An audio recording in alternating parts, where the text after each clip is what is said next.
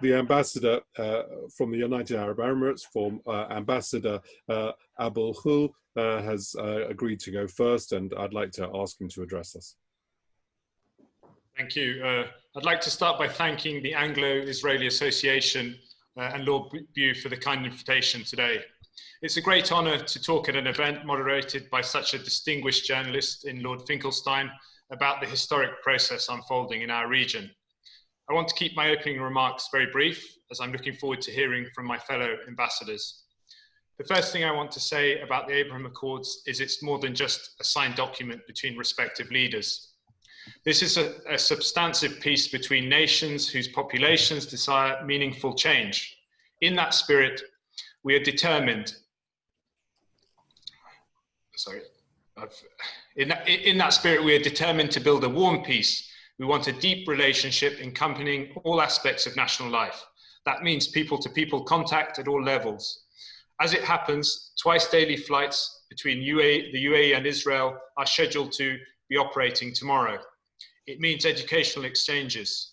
It means our entrepreneurs and scientists working together to solve our common challenges on the environment, energy, and health.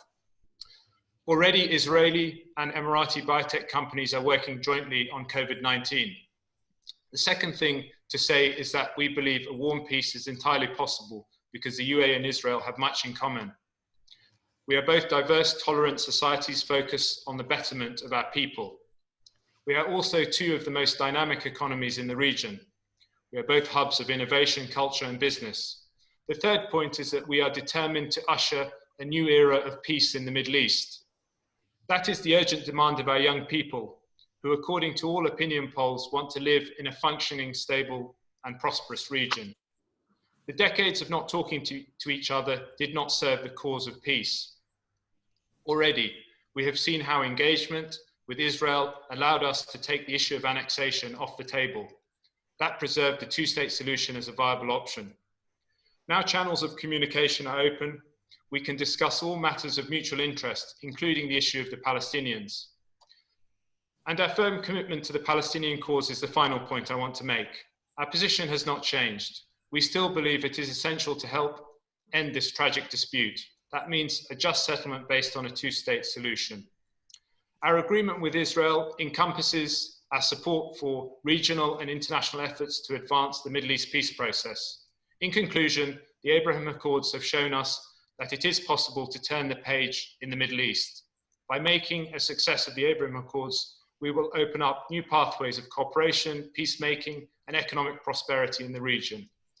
We are determined to bring about meaningful change, and we are excited about the potential benefits that can be unlocked. Thank you for the chance to speak to the association today, and I look forward to answering your questions later on. Thank you. Thank you very much indeed, Ambassador. And now, Your Excellency, the Ambassador Fawaz of Bahrain will address us. Ladies and gentlemen, I'm delighted to join you this afternoon, and I'd like to thank the Anglo-Israel Association for the invitation to exchange views on the theme of celebrating the peace between the people of the Abraham Accords. May I thank Lord Bew for his kind and welcoming remarks, and say what a pleasure it is to share a platform with His Excellency Mr. Mansour Abul Hol, Ambassador of the United Arab Emirates, and Her Excellency Mrs. Zippy Watavali, Ambassador of the State of Israel. Ladies and gentlemen, amidst all the extraordinary and unprecedented events in 2020, who might have predicted that this year would bring peace agreements between Israel and 3 Arab states? Who might have foreseen last week's visit to Israel by the Kingdom of Bahrain's foreign minister and the announcement that the two countries were to open embassies and begin regular direct flights?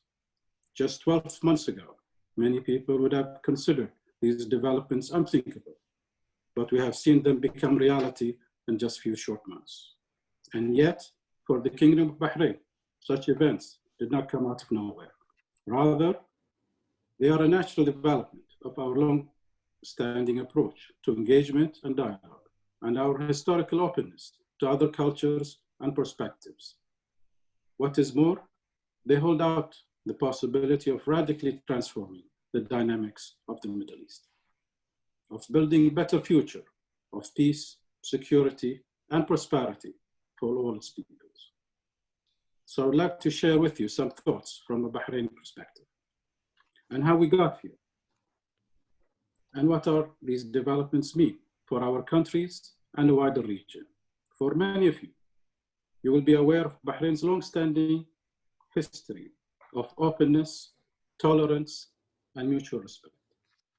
As a hub of regional trade for many centuries, we have always had a rich and diverse society with communities from different faiths and cultures living and working harmoniously together. Our thriving Jewish community, for example, continues to play an important and active role at all levels of our national life. And our capital, Manama, is the most religiously diverse city in the GCC, housing Sunni, Shiite, Christian, Jewish, and Hindu places of worship, all within 1 mile radius. So Bahrain and its people have always been open to other faiths and cultures, and we have always recognized the importance of dialogue and cooperation in making progress. From these foundations, His Majesty King Hamad has continued to reach out to build bridges and trust and understanding. For example, with the establishment of King Hamad Global Center for Peaceful Coexistence and the groundbreaking the Kingdom of Bahrain Declaration. Recognizing that the old approach of conflict and confrontation has for many decades brought nothing beyond mistrust and misery. It was therefore a natural step, a natural next step to try something new, to build on our history of dialogue and cooperation, and to use it to demonstrate that another way is possible for the region and its people. That is why, alongside our brothers in the UAE, the Kingdom of Bahrain took the historical step of signing the Abraham Accords with Israel, and why we are determined that this should be the first step towards greater cooperation across the region. Ladies and gentlemen, so that is the background. And what do these developments mean for the future of the Middle East? Of course, Bahrain, the United Arab Emirates, and Israel face many common challenges, not least the continuing malign activities and destabilizing role of the clerical regime in Iran. But a genuine peace between the three countries is about much more than this. We are convinced that the Abraham Accords also offer the possibility to transform the whole outlook in the Middle East and give us a path to a better future for all the people of the region, one of which can finally achieve their aspirations.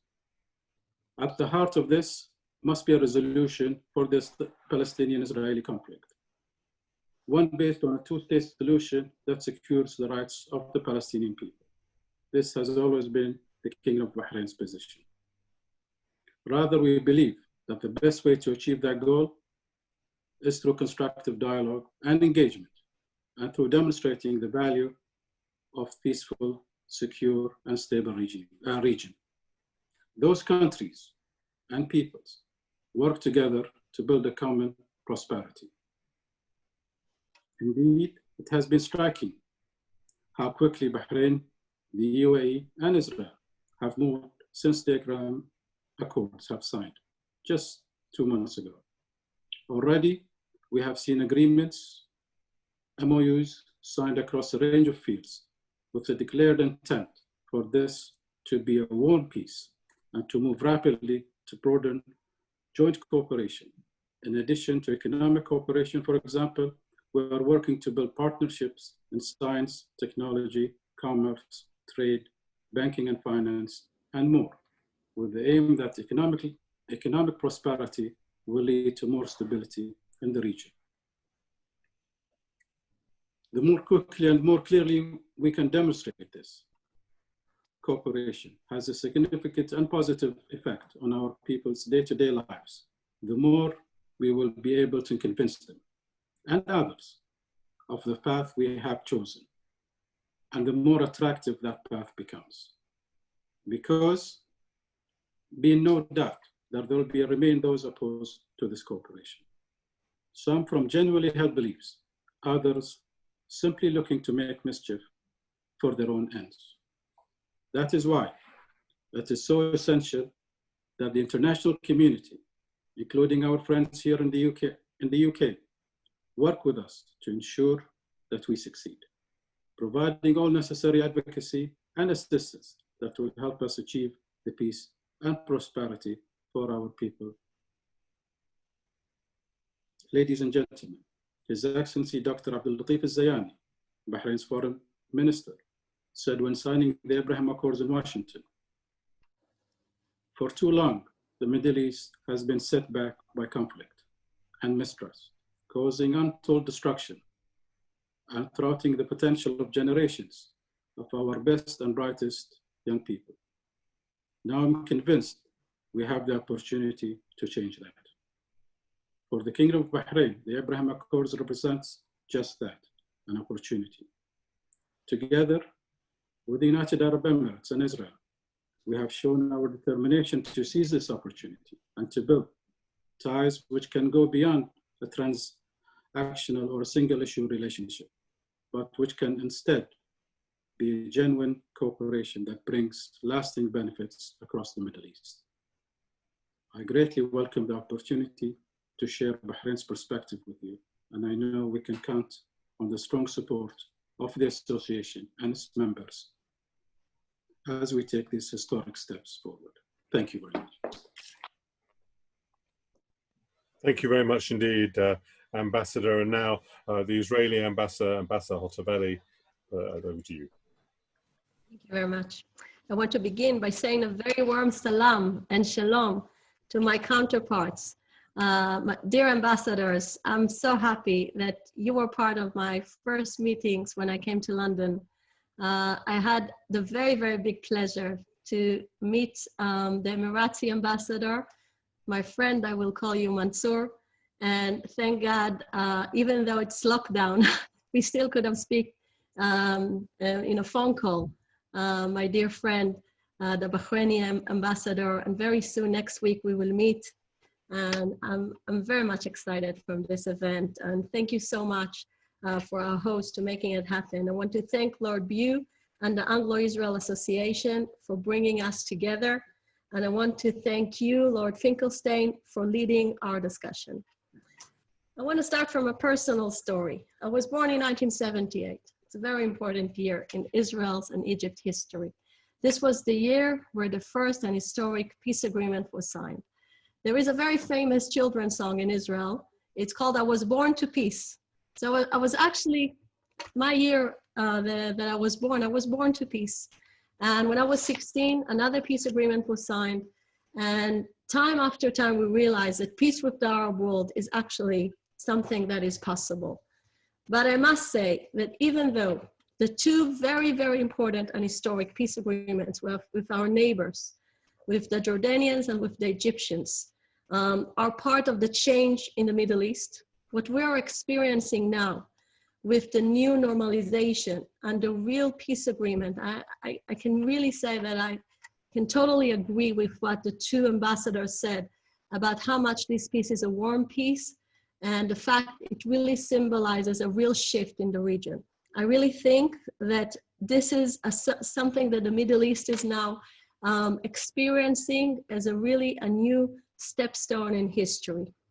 I would say that this peace will provide my children not just realize that peace with the Arab world is possible, but they can actually have friends in the Arab world. They can go and travel and trade and do all the things that make a real peace something that everyone enjoys. So I think it's a great news for my children, my daughter, and the coming generations. This peace with Sudan is part of the fact that it's also a trend in the region. I don't think that me and my friends will be the only countries that will sign peace agreements with Israel. We are expecting more countries to follow this historic moment. But look who didn't agree with this peace agreement. Look who condemned this very, very precious moment in history. Iran, Hamas, and Hezbollah. They want, unfortunately, to take our region backwards. But together with my friends here, the ambassadors that are my colleagues, I believe we have a vision that will push our region forward. Israel is increasingly seen as an ally, not as an enemy, by people spread across the Middle East. Israel is being considered today as a force for good that is here for good. And I believe it's only the beginning. We have already direct diplomatic relationships with our Emirati and Bahraini friends. And I think this is a momentum that many will follow. Together, we are signing dozens of agreements to bring our people closer, covering everything from trade to tourism. I think both of the ambassadors mentioned few of the fields that we will concentrate on. I do want to say that on a practical level, we're speaking about over 1,000 of Israeli companies that already are interacting with the business in the UAE. And I think that very soon you will have our Prime Minister coming to Bahrain. He announced that this week. And I think just good news just keep on coming. And I believe that this moment will open not just the markets, but also, as you said, the hearts of the people. And I know that among my friends, the first ticket they want to buy after lockdown in all countries will be over is to visit your countries. And I think it's wonderful. I think it's really, really great news. We see a real enthusiasm from our people to travel, to trade, to talk, and to get to know each other as neighbors and as friends. And our universities are building new and exciting partnerships, which are already beginning to flourish. Like the Weizmann Institute in my hometown, Rehovot, which is working with Mohammed bin Zayed University in Abu Dhabi on artificial intelligence. For decades, the AIA was championed this sort of practical academic cooperation between Israel and the UK. I really believe our peace offers an exciting opportunity for you and Britain to really support new trilateral research partnership. Ladies and gentlemen, I believe others will see the fruits of our peace with the UAE and Bahrain and join us. So to my fellow ambassadors, to all of you who are with us today, and to all those who will join us on the path of peace tomorrow, let me conclude by saying, Salam alaikum and shalom.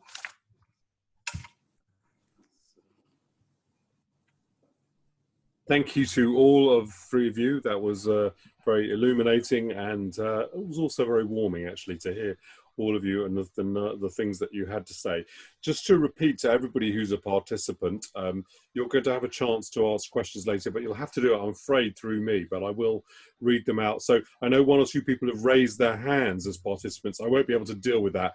You'll have to put your question into the Q&A. But let me kick off. I'm going to put these questions, unless I aim them specifically at one person, probably to all three of you, and we'll start in the same order that maybe that you spoke this time. I just want to get a better understanding as to why this happened now. I mean, everything that all of you have said about the advantages of this relationship have been true for years. So what is your perspective as to why this was the moment? I'll go into who did it and how it was done, but in a minute. But first of all, why you think this moment turned out to be the right one and produced fruits where other moments haven't? Ambassador to Abul Hul. Thank you, Lord Finkelstein. I think that the timing was critical. There was an opportunity there for a strategic breakthrough with the potential of annexation looming in the West Bank. I think it was certainly, we saw this as a very opportune time for that strategic breakthrough, and particularly with the backdrop of policies not having worked in the past, really to bring peace to the Arab-Israeli issue. So I think that from that perspective, we see it very much as an opportunity that has to be made the most out of, and timing was critical. I think, if anything, it was almost an accelerated process you know, and we had, from the UAE's perspective, we had seen a trajectory of developing relations with Israel that weren't formalized or normalized, you know, in the likes of hosting Israel at the Renewable Energy Agency, IRENA, them being there as part of the IMF event that occurred in Dubai, and of course inviting them to join the Expo event next year. You know, all prior. So those steps, participation in sports events, all those steps had been moving. But if anything, I think it came earlier than later. And it's really about how we take forward this opportunity. And I think it will take the efforts of the regional and international community to push forward that. And you know, we see a defining line between a very turbulent past and a very promising future. And the Accords certainly captures that leap of faith, you know, but it's a leap of faith with a lot of concentration and focus. And I must also note that the American role here has been essential to allowing the UAE and other countries such as the Kingdom of Bahrain and Sudan to normalize with the state of Israel. You know, and we recognize there may be areas of disagreement, but we feel these areas of disagreement need dialogue and bridges. And there's going to be a bit of give and take in that. And clearly many areas in the past have failed. Just before I sort of wrap up on that point, it's only that, you know, it's how we define our future. And I think possibly my colleagues, ambassadors who joined the discussion today, you know, for the UAE, we celebrate next year our 50th year, you know, and what do we want the next 50 years to be like, you know, and all those really important questions, how we embrace cooperation, science, and a policy of reaching out and building bridges, you know, and creating that reservoir of trust that I sort of alluded to earlier. Thank you, Ambassador Fawaz. Thank you, sir. I agree totally with what my friend, Ambassador of the UAE just said, and I'll add on 1 or 2 points. Bahrain hosted the Peace for Prosperity meeting last year, and building on the success of that meeting, which looked at the conflict in the Middle East from a different perspective, mainly from an economic perspective. And I think that was one way of bringing all of us together on one table and discussing our future. And I think it was the success of that, not just in terms of our relationship with our partners in the region, in terms also with the acceptance of that conference on the people of Bahrain. I saw the ex-foreign minister of Israel walking down the souk in Manama, Bahrain, and without guards, and she was feeling welcomed by the Bahrainis in the local market. So we thought that building from that experience, this is a natural progression. Also, the situation in the Middle East hasn't been moving forward in the last 30 years. We haven't seen any progress there. And this is probably a breakthrough in the relationship with Israel. I think my colleague, the Israeli minister, ambassador, will say more on that. Thank you very much indeed. Thank you, and the Israeli ambassador. Thank you. So first of all, I think they made a very good points about timing in history, where you can see the coalitions in the Middle East changing. And we can see, I would say, again, the moderates against the extremists. I think we should give also a lot of credit to our leaders. Eventually, peace agreements are a combination of 2 moments in history, people to people, and also very, very brave leadership. So I would say that we had this moment in history where we had strong and brave leaders that could move forward. And I can totally identify with what you said, Ambassador of Bahrain, about the people-to-people aspect. I would say I have a thought about it. We had in the Israeli Foreign Ministry and the Prime Minister's office a way to track public opinion changes in the Arab world. And what we've seen in the last 20 years is a dramatic shift in many Arab countries towards seeing Israel as a positive force, want to interact, see that when we keep on the distance, we don't have any constructive results for the region. And we all want stability and we all want prosperity. And I think public opinion is a strong and a very, very major thing in this shift. We can see more and more of the people of our countries just being exposed to social media. We're not behind iron of information. We're actually very much exposed to information. And people want to interact. People want to, I think, to build bridges to a new and flourishing economics based on innovation and technologies. I think altogether, leadership, people, economy, brings us to this very great moment in history. Well, thank you all three of you. So I'd like to ask you a question. I'm going to ask it in two parts because I want to come on in a second to President-elect Biden, but let's start by discussing President Trump and the role that he's played in this. So what I'd like to do is investigate, and maybe I could start with you, Ambassador Fawaz, and then go around after that, is to examine this question of his style and the stance that he's taken, which some would see as being not peaceful, more aggressive towards the Palestinian cause, maybe more supportive of Prime Minister Netanyahu, and then there is this achievement in peace, right? Is this despite the stances he made, or is it, you know, a lot of people give a lot of credit to Jared Kushner for the role that he played. You know, one reads all the stuff that I've said, are things we read about, my colleagues have written about in the press. So I want to hear it from you, what your views are about the role the Trump administration and the president and his son-in-law have played in making this possible. So Ambassador Fawaz, maybe I can start with you. As I've said earlier on, for us, it comes naturally with the history of the Jewish community in Bahrain, which goes back over 120 years. We have a working synagogue that's been there for over 100 years. We are probably, the Jewish community in Bahrain is probably the only one in the Middle East that can enjoy freedom of their religion.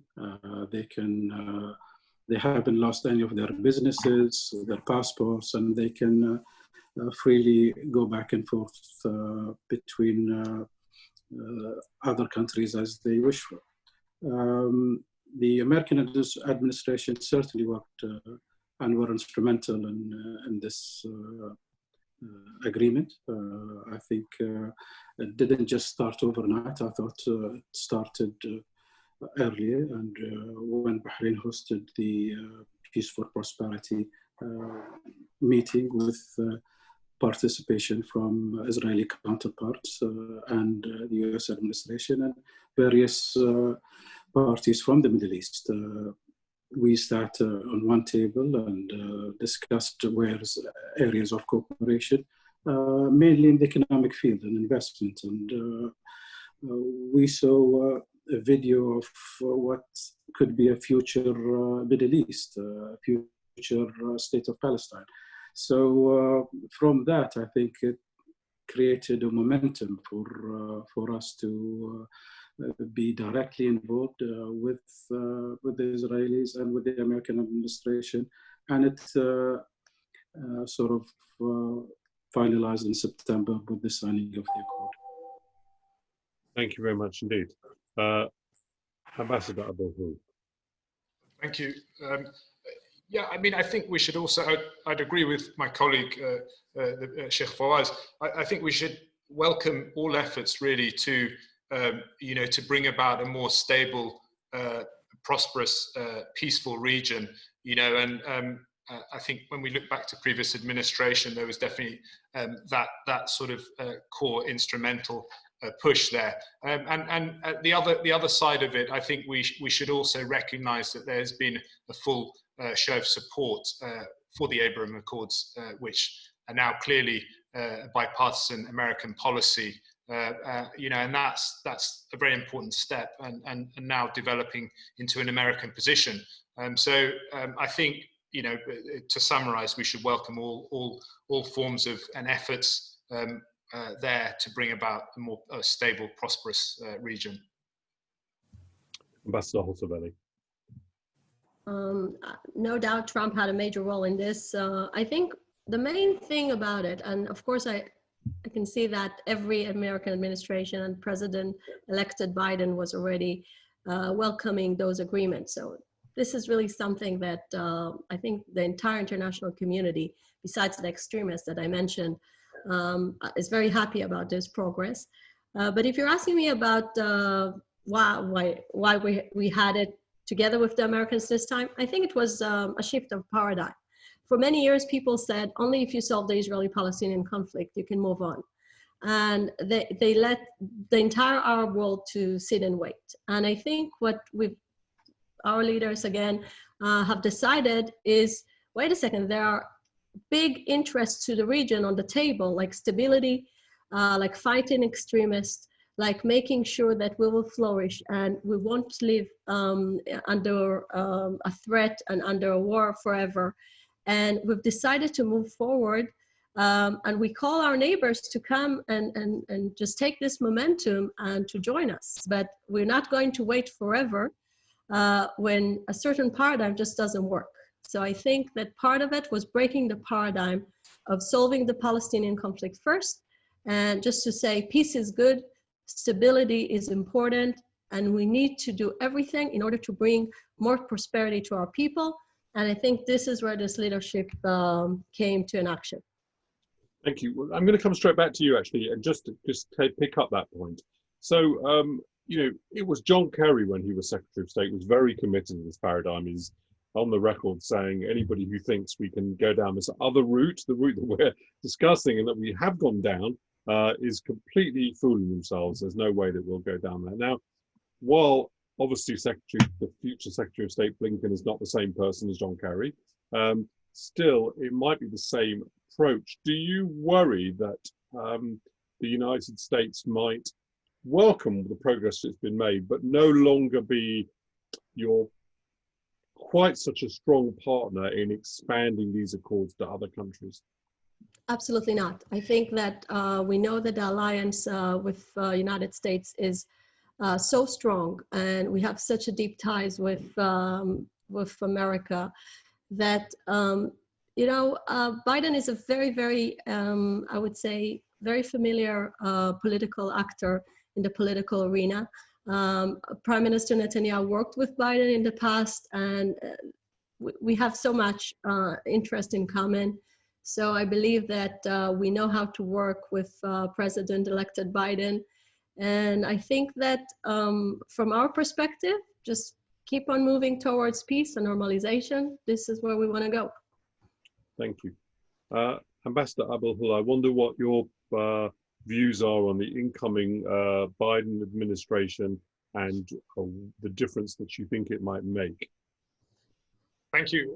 I agree with my colleague, Ambassador Hotaveli, and very encouraged by President-elect Biden's support, full support for the Abraham Accords, which I go back to my earlier comment, which means, there's been a bipartisan American policy in support of the Accords, and we're seeing this now develop as an American position. So, I take lots of confidence and strength, and also I think Ambassador Hotaveli set out sort of President Biden-elect's commitment to an interest in the region in his earlier days.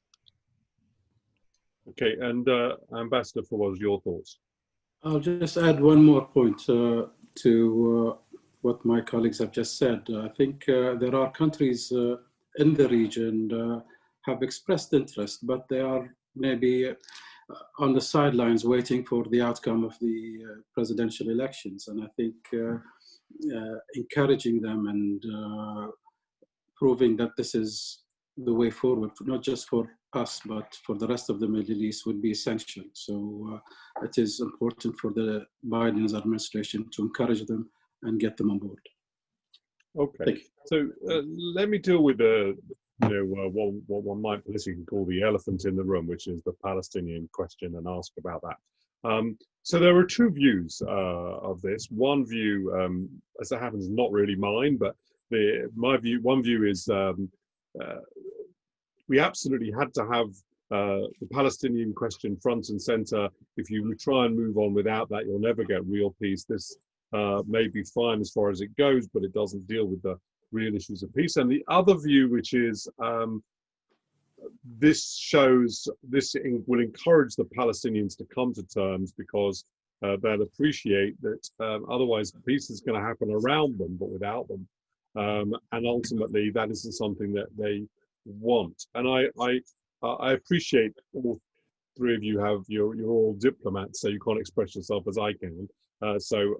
While accepting the constraints that you might have on your language and what you're able to say, perhaps if I can start with you, Ambassador Abul, you might look at how this leaves the Palestinian question, whether you think this is an advance for it or a setback. We'll continue to defend the Palestinian right to statehood and dignity.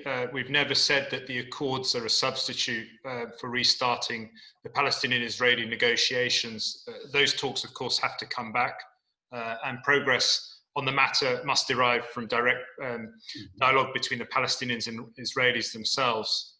But certainly the Accords will allow us to push for this outcome from a much more powerful position. The Accords create a very positive dynamic. It's a dynamic that says we can help. The two countries possibly that have, if we look back in history, that have been most useful in achieving this aim have been countries that have had treaties with Israel, Egypt, and Jordan. So I think we have to look back at that and recognise that once the I think Palestinians will recognise the tangible benefits that have come from suspension of annexation. And beyond that, once the dust settles, the Palestinians will understand and appreciate that countries that have a functioning relationship with Israel will have leverage and will be in a better place to support and help the Palestinians in coming years. But they must, of course, decide how they want us to help them. Ambassador Hotabelli. Well, you'll be surprised. I agree with Ambassador Mansour about the fact that it should be solved by a direct dialogue. And I think if the international community wants to have any kind of moving forward in this issue, the first thing will be sit in the same table with the Israelis, because no other international or the UN or any other forum will solve the problem with your neighbor if you're not speaking to him. So I think this should be the first step. And the second thing is we need to remember that, as opposed to my colleagues here, the leadership of the Palestinians is divided at the moment. We have Hamas controlling Gaza Strip, that is a terror organization, recognized as a terror organization, a proxy of Iran. We can see that no election being taken place in the Palestinian Authority for years because they're afraid that what happened in Gaza will happen under the Palestinian authorities. It will have Hamas taking control. So altogether, we're not in a position where the Palestinian can speak in one voice at the moment. So this is part, I think, of a future leadership issues among the Palestinians. And I think my friends here, my colleagues, Israel has proven throughout the years that we want peace. We are doing everything to reach peace, but we want to have a true and warm peace. We don't want to be misled by just, as my friends mentioned, this is not about signing a document. This is really about changing paradigms, about respecting each other. And I think we need to go through a process in order to reach this with our neighbors. Thank you, Ambassador Fawaz. Well, I just wanted to quote our Minister of Interior when he said that Palestinian issue is our regional #1 issue, but Bahrain is our #1 strategic issue for us. So we are thinking of our own interests first. Second, we're looking out for the Palestinians. and we're encouraging them to sit on the table and start their negotiation and start their dialogue. And hopefully this accord will open some eyes that there needs to be a settlement of these issues. There needs to be a dialogue. There needs to be an end to all of these delays that have been in the past. So maybe through this, we will have a breakthrough in the Palestinian stand as well. Thank you. I'm just going to do one more question before we go to the general questions, and I've left out one or two things that I know that they're going to ask. But we've a lot of talk about business synergies, and so I wanted to ask each of you what you thought from a commercial point of view was the great opportunity for your nation from the Abraham Accords. And maybe I could start with you, Ambassador Abu. Oh, I think it's obviously, I could go on for very, very long here, but, you know, the commercial opportunities have been, you know, have been significant, you know, and we've had recent delegations going from the different, in two-way, and you know this is across sort of investment cooperation, tourism, technology.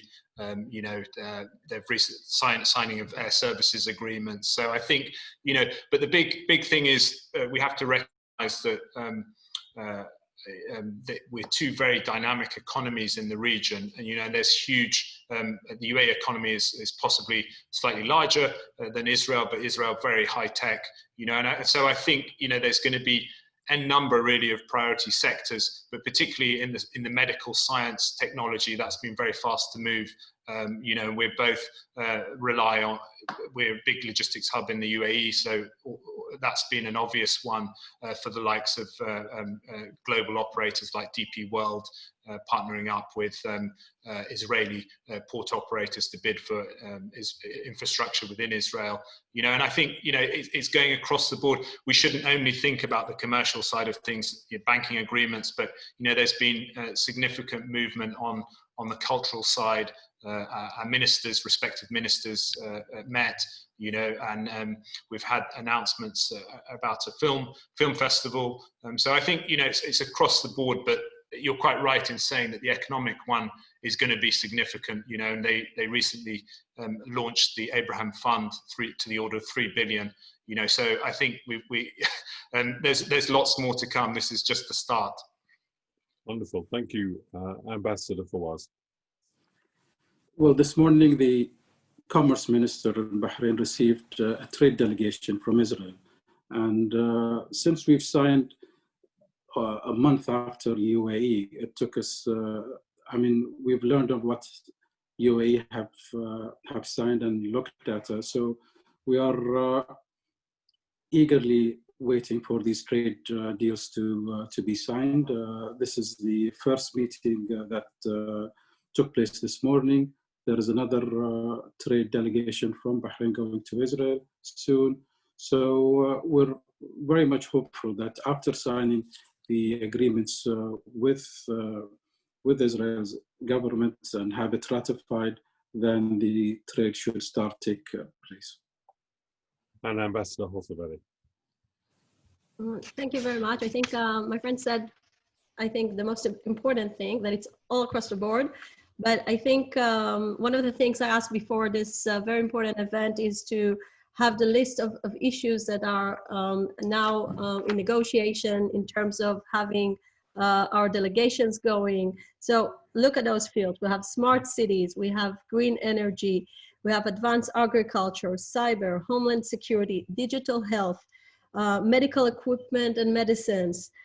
We have water technologies, fintech, education, of course. So you can see it's really all over the most major important things that make the daily life better.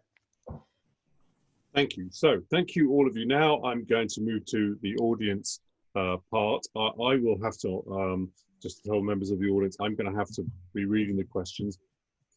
Several of you have already put Q&A put the questions in the Q&A box. Please do continue to do that. If I can get to your question, if I don't feel it's redundant with other questions, I'll try and do that. I want to start with this one, and actually this is split up in two ways. First, a question to Ambassador Hotovely, and then a question to the other ambassadors. And it's from Rafi Berg, the BBC News website, Middle East editor.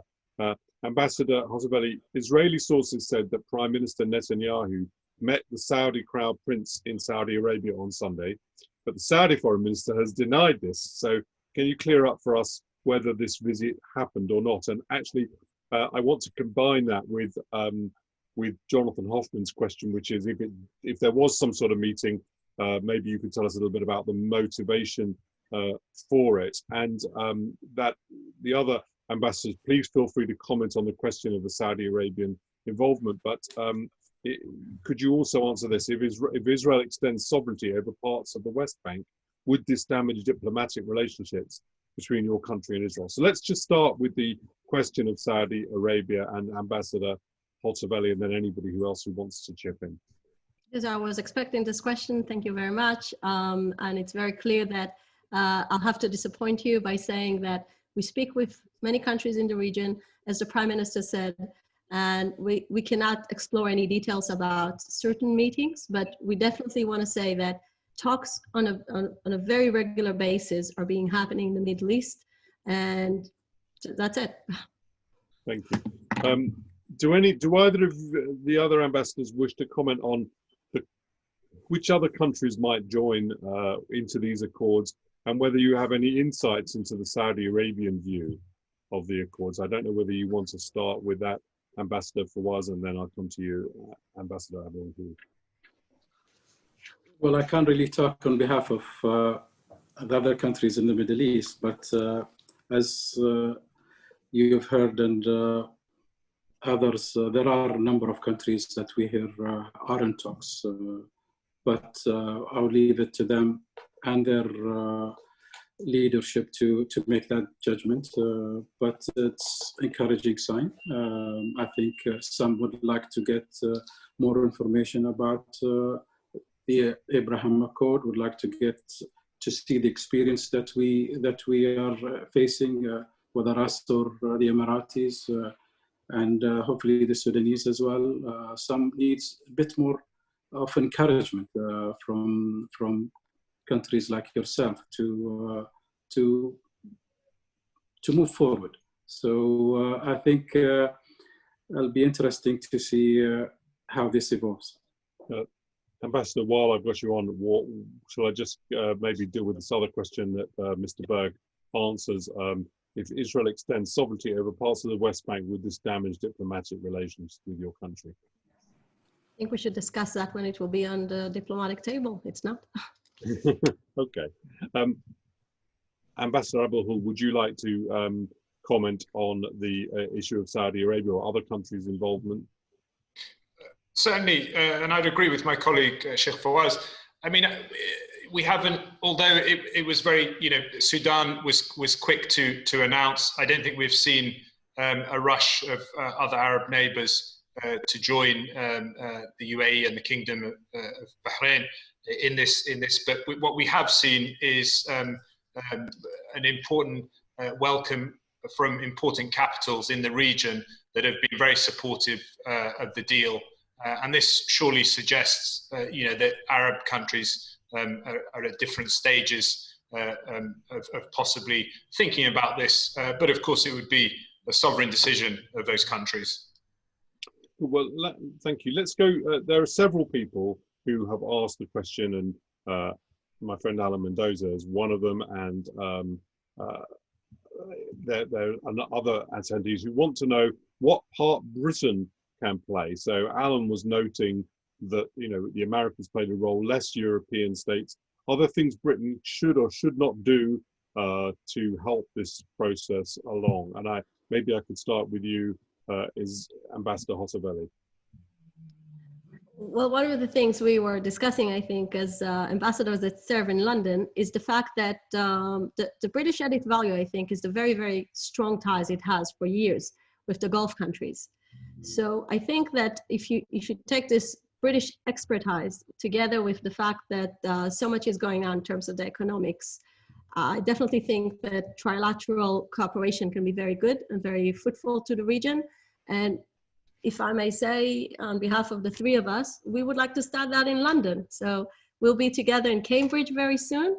And I really believe that we will try to do our best to make this piece something that will be international. Like everywhere we have our diplomats serving, we'll try to do our best together with the hosting country. And here it's really important to have all the experience that Britain have with the Arab world that will influence on a better, I would say, commercial trade, all the good things we can do today. Thank you. Ambassador Abulhoul. Yes, absolutely. You know, I think the given the welcome and show of support from the Prime Minister and the Foreign Secretary when the deal was announced, and as my colleague Ambassador Tfeller was saying, the long-standing links that the United Kingdom has had with the region, you know, is they're going to be a vital role to play, and we're all experiencing this through our embassies in terms of a lot of, for instance, on the economic side, deal origination is coming here through London, and the interest is here, given that United Kingdom has had such an important old relationship with Israel. So, you know, I think there will be it will be on priority sectors, collaboration around priority sectors to do with tech, you know, and so I think there's going to be an awful lot for the United Kingdom, and you know, it's a real honour to be able to be posted to the United Kingdom and be part of that effort. Thank you. And Ambassador Fawaz. Before we signed the agreement, we were in consultation with our partners in the region, and the first visit for our foreign minister outside the region was to the UK, and we discussed signing this agreement with the Foreign Secretary during our foreign minister's visit.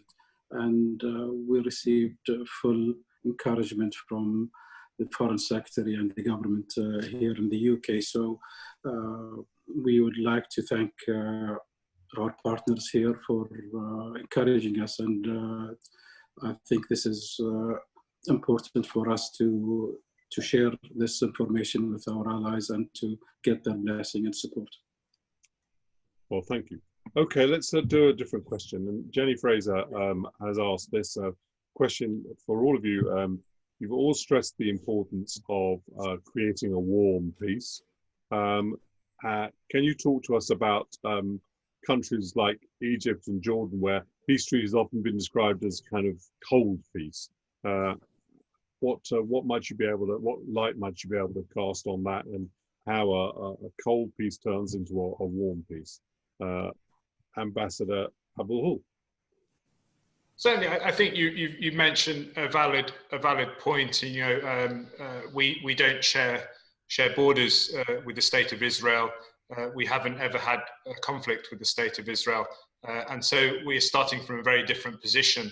You know, and I think not being shackled by those issues gives us a much stronger position from which to develop this bilateral relationship, and it's being built from the grassroots level, and it's growing very, very rapidly. So I think from that perspective, you know, it's a very interesting one, and we have I mentioned earlier, we have a lot in common as two nations, you know, and so from that perspective, UAE and Israel, you know, I think it's a very interesting one. Ambassador Hotaveli. Well, first of all, I hope that this warm peace will inspire the people to people, also with our close neighbors, Jordan and Egypt. I always say we're extending our friends. We're not replacing friends, old friends and new friends. We want to have everyone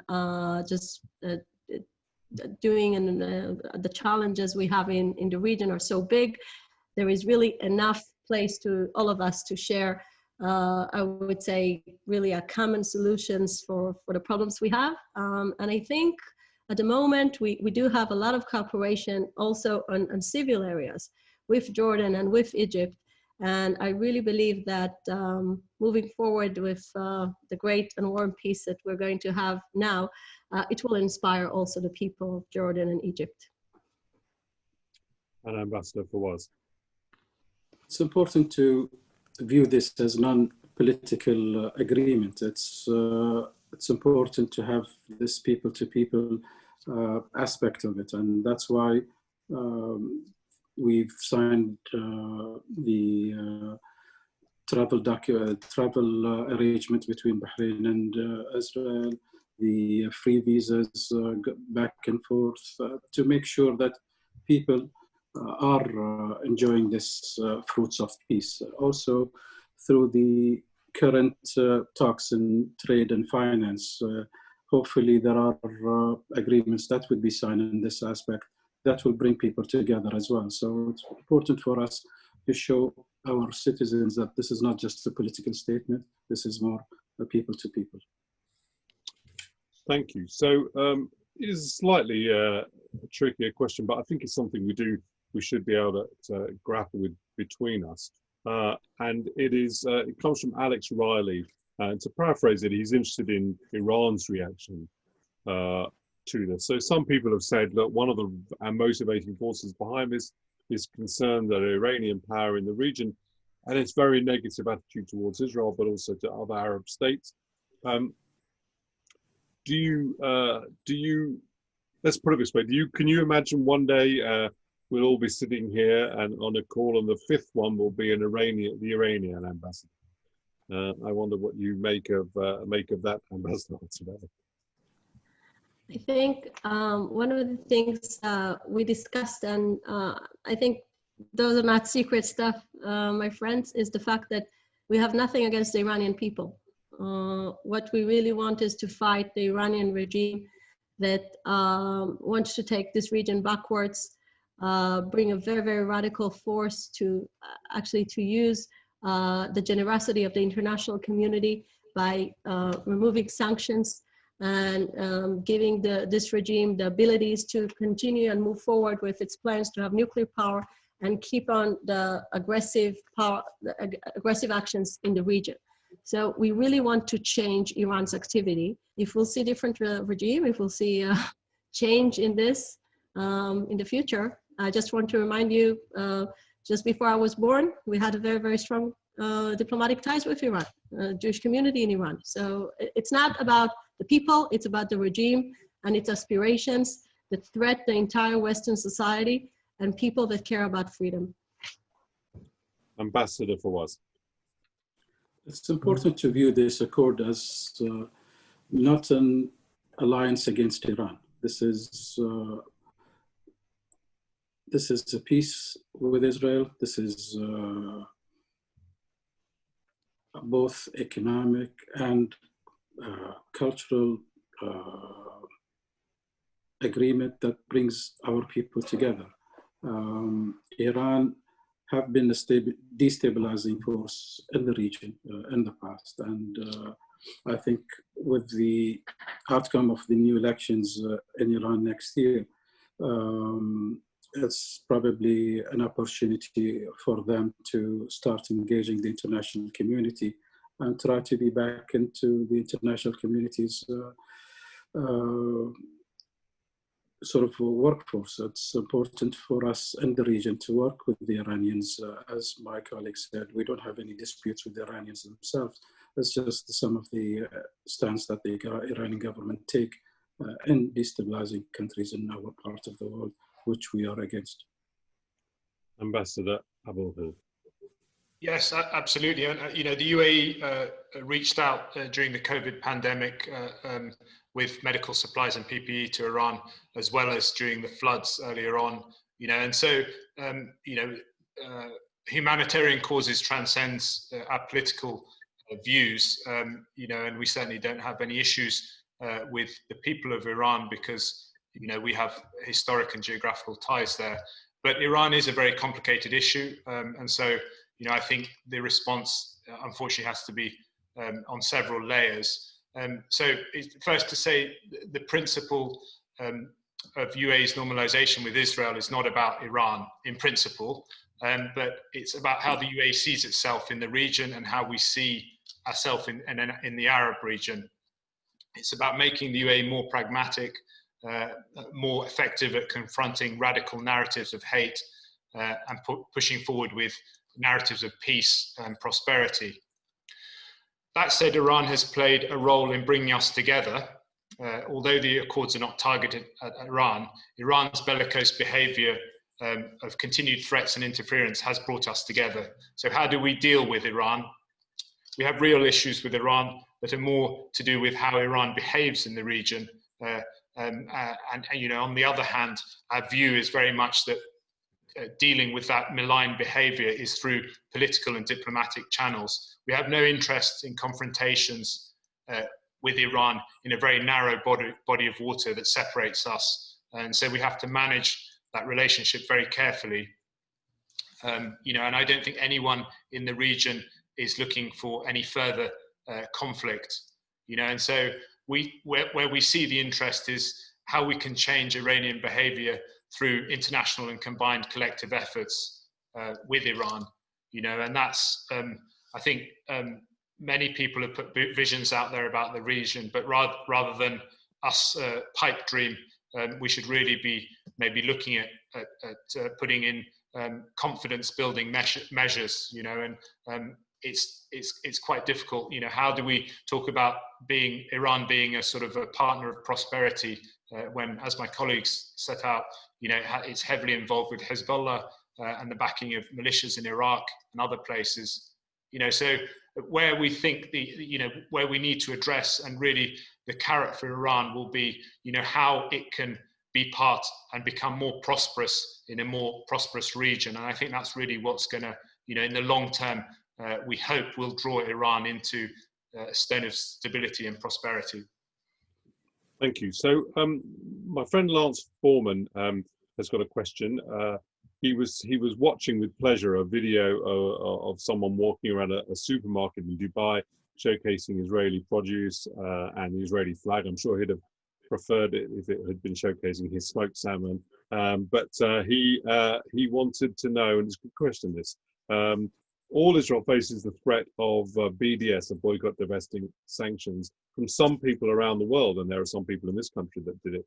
So I wondered what the ambassadors would like to say, and I might leave you out of this, Ambassador Altobelli, that I know what you're going to say, but I wonder what you might say to those people who support BDS. Well, I can say that the BDS has failed, because eventually what we see, and actually part of what we see at the moment, is the fact that Israel is a big asset to whoever wants to enjoy from what we can offer. And we see that trade just extends. We believe that eventually people will prefer to do the things that are beneficial to their economics rather than boycotting Israel. As we see the BDS movement as a pure anti-Semitism because it's singling out Israel and it's not addressing anything really to promote peace. What we see is that more trade, more respect to each other, this is what really brings economics to flourish, and this is where the world is going. So I really believe that even though for many Israeli ambassadors here, it was a big issue, I think I will be more busy with normalization and extending trade than actually dealing with the failure BDS movement. Ambassador Abul-Hul, I wonder what your view was, whether you had a message for BDS support. I mean, I'll only talk more generally on the fact that, you know, that policies of the past have failed, and for us to build economic ties and bridges and of trade and otherwise, you know, is key to how we see us moving the region forward. So, you know, this is a new approach. It's one that we have you know, carefully put a lot of thought into. And it's one that we're seeing rapidly develop. So, you know, I would urge towards new thinking, strategic thinking, you know, and how we can move this region forward. Ambassador Fawaz.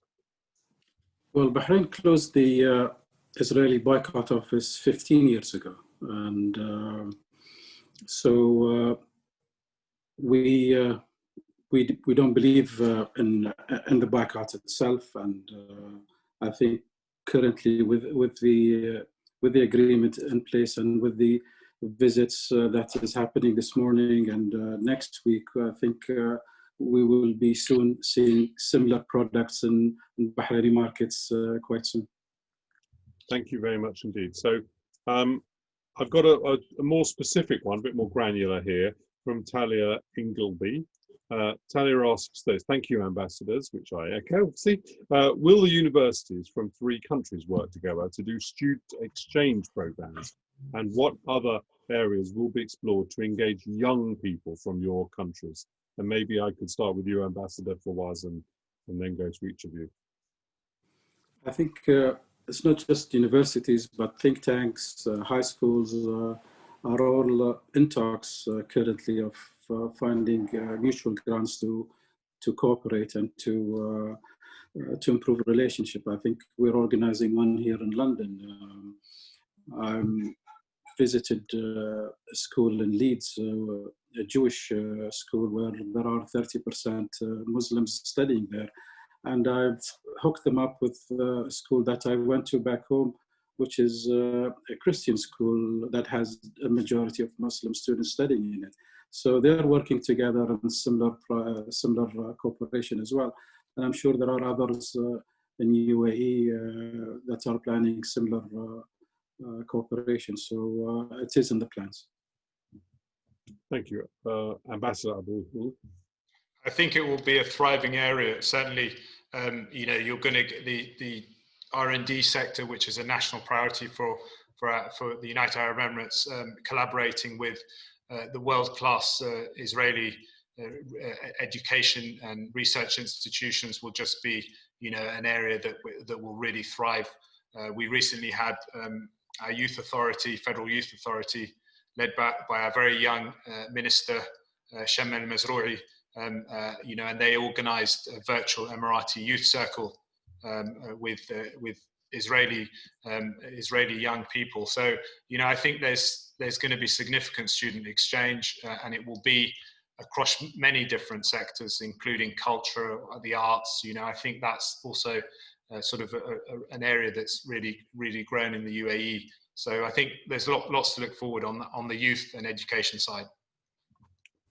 Thank you. And Ambassador Hosabari. Totally agree with my friends. I have nothing more to add. Just one of the most important things is the youth exchange and students exchange. I'm sure it will happen. Thank you. Well, we're coming towards the end, but I just there are a few questions and what in different forms, and I hope those of you who will ask them will forgive me for squashing them down as a question of my own. But there's an interest in Britain, obviously, in anti-Semitism, a lot of which is linked to anger on the Israeli issue on the surface, but sometimes that's just an excuse for ancient prejudices to show themselves. And I wondered what you felt we could do as, you know, what you could do as nations and representatives of your nations, and this accord can do for helping the British Jewish community as it tries to combat anti-Semitism. Ambassador Fawaz, you talk movingly of the Bahrain community, so you'll have your own ideas, I suppose, and experience. Well, we just signed in the United States an agreement between the King Hamad Center for Global Coexistence. Basically, it's an anti-Semitism agreement that is the first in the Middle East. So Bahrain was the first country in the Middle East to sign an anti-Semitism agreement. So I think we are against any forms of prejudice, any forms of hate, and we encourage all to basically use Bahrain as an example of coexisting between all cultures and faiths. And as I said earlier on, Manama is probably an example of all faiths worshipping, working together in a very small area. Thank you. Ambassador Abu Hul. Yes, I mean, Britain in recent years has had a well-publicized problem with anti-Semitism, and I think the Accords show that if countries from the Arab world can come to terms with Israel and embrace religious diversity, then there's absolutely no excuse for people in the UK or anywhere else, for that matter, not to do so as well. You know, the UAE has had, like the Kingdom of Bahrain, has been committed to tackling extremism and intolerance, not just at home, but worldwide. And that means through our security services and counterterrorism people, but it's also the intellectual fight. Everything we do is about repudiating the other side argument. You know, and the UAE, just historically speaking, has, you know, I often ask myself, where has our sort of this humanity and generosity come from? And it goes back, I think, to our forefathers in the desert and our founding father, Sheikh Zayed, God bless his soul. You know, and it wasn't necessarily an intellectual position, but it was certainly an expression of humanity and just generosity, and that has continued through from the 1950s, you know, right through to 2020, and in our leadership today. So we're grateful for that, and it's so important that, you know, when we break taboos and open, for instance, the Louvre Museum Abu Dhabi, we really want to enrich young Emiratis about what the world is about. And, you know, we have a gallery, for instance, in there that has the religious scriptures of different monotheistic religions alongside one another. You know, and you'll walk into another gallery and you'll have, you know, artwork, you know, so it's you know, it's really enriching our youth. You know, and the other thing I'd say was that, you know, we shattered the glass ceiling when we invited the head of the Catholic Church, the Pope, to visit Abu Dhabi last year. And also more recently, we've announced the Abrahamic Family House, which will be a synagogue, church and mosque alongside a uniform platform in a very premier area in Abu Dhabi. So, you know, it's all those things that I think we have to continue that intellectual fight and pushing forward for acceptance of one another. Thank you. And a final word from you, Ambassador Hossabelli. UK was a pioneer in adopting IHRA definition, and I think it's very important as a message that goes from the government to the people, and now it becomes also an academic issue. I do think that interfaith dialogue is very important, and we were discussing that when I met the Emirati ambassador. I do think we need to work on education. It's nothing that can be solved just by one single action. Education, learning history. Sometimes we can see people trying to rewrite history. So just say, learn from history, learn modern anti-Semitism, and again, do more of an interfaith dialogue. And I think this meeting can inspire many people to understand how much it's important to have such a fruitful dialogue. Well, all three of you, thank you so much. It's been a real privilege for me to have a chance. I know I was thanked by Lord Bew privately before this, and I said really the thanks are due the other way around, for being given an opportunity to do something that I hope will start today as historic, but will eventually become so commonplace people don't notice. And long will be the day when this becomes boring, but today it was not. And it was really riveting, and you all contributed to it very well, managing to be articulate and descriptive of the problems and answer the questions directly without departing from the international or diplomatic protocol, which is quite an achievement, I know. So thank you very much indeed. We've been privileged to have you. I've been privileged to be the chairman, and we look forward to another occasion where we can all be together. Maybe this time it will not be virtual, but there was nothing virtual about your comments. Thank you. Thank you very much. Thank you so much. It was a pleasure. It was a real pleasure. Yeah, thank you. It's a real pleasure. Thank you. Well, wonderful. And thank you to all of our participants, of which there are many. And now bring the speakers to a close. Thank you. Bye-bye. Thank you. Bye-bye.